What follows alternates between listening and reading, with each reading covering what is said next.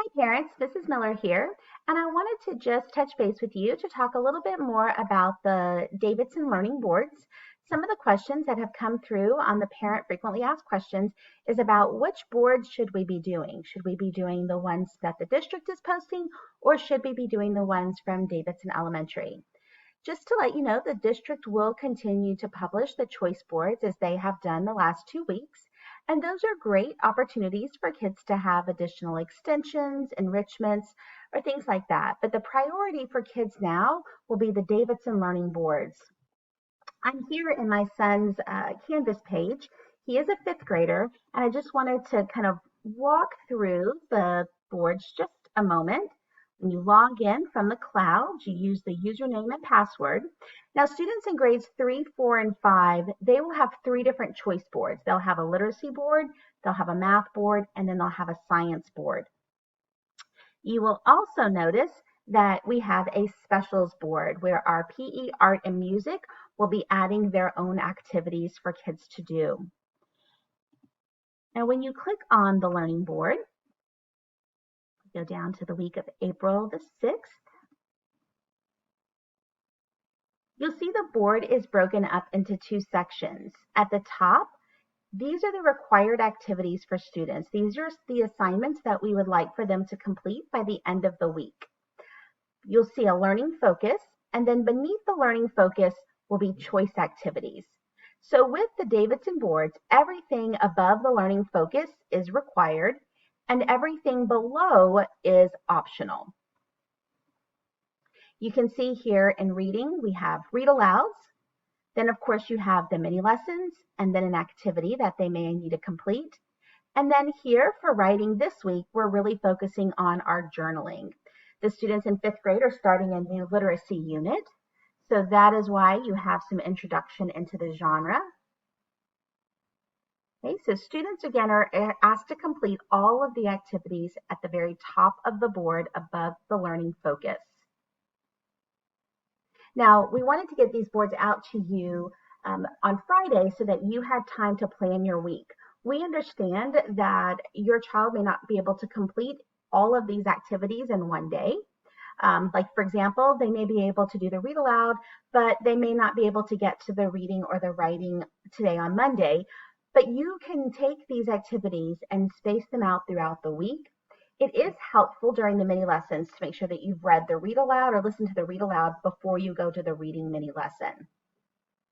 But again, we want you to take these boards and map out the week, and when students complete assignments, that's going to work for your family, for your child, and of course your technology needs. If I go back here to Canvas, I go to his courses. If I go into math, again, you'll see the learning board here, and it's set up just like the literacy board, where you have the required activities at the top, and then of course you've got your optional activities down below. Now, if you have a child in pre-K, kinder, first, or second, you'll notice that their learning board is all one.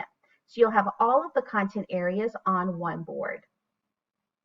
Here is an example of first grade's board. Again, they have their read aloud, their reading mini lessons, their writing mini lessons, support for our ESL students, and then we get down into math and science and social studies. Again, we have that learning focus and then the optional activities. If you are having difficulty accessing any of the materials on the learning board, or if you're having trouble accessing the learning boards, please contact your child's teacher so that we can help you troubleshoot.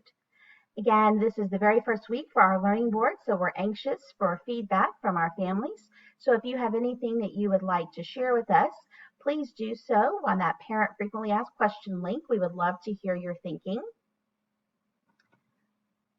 And you can expect another learning board to come out on Friday, actually Thursday, since Friday's a holiday, for next week. So you will again receive the newsletters. You will also begin to receive the Davidson newsletters this week as well, just as you have done in the past. We just want to again thank everyone for their support and their patience as we have gone through this transition. The teachers were so excited to share the learning boards, and they are very excited to begin small groups with their classes this week. Some of you are still asking about grades and attendance, and I know that that is something that many of you have questions and concerns about. And I expect information and guidance to be coming from the district sometime this week in regards to grades and attendance. Right now, we hope that students will engage with us through Community Circle, through their small groups as much as they possibly can, and that they will access the learning boards and complete the activities on the learning boards and participate in the mini lessons that the teachers have recorded. Again, we are here to support you as we continue on this journey through uncharted waters. And if there's anything that you can think of that we can do, please do not hesitate to reach out to myself or to Ms. Gonzalez or Ms. Larson, or again, your child's teacher. We are here for you. We hope that you have a wonderful week of learning.